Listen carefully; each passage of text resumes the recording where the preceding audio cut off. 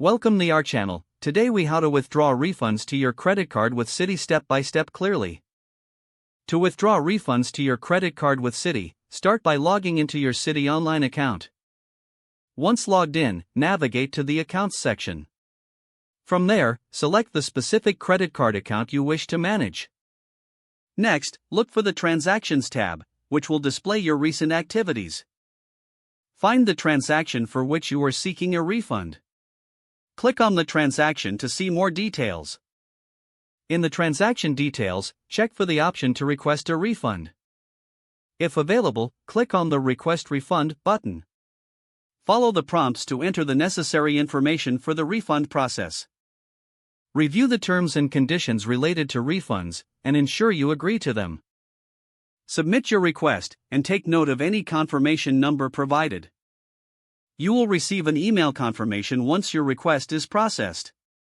Monitor your account regularly to ensure the refund is reflected on your next statement. If you have any issues, contact Citi customer service for assistance. If the page does not load, refresh the browser or try again in a private or incognito window. Make sure you are using the correct email address, then retype it carefully to avoid small typos. If your password is not accepted, use the reset option and create a new strong password you can remember.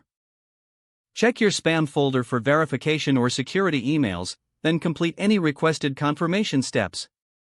Enable two-factor authentication if available to improve account security and reduce unauthorized access risk. After signing in, review your profile details so your contact information and settings are accurate and current.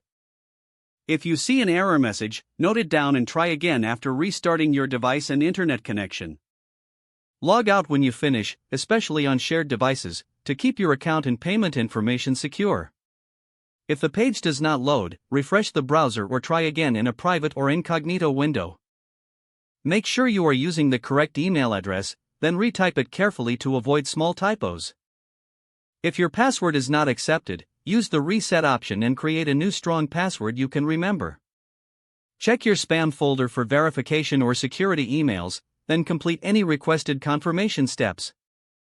Enable two-factor authentication if available to improve account security and reduce unauthorized access risk.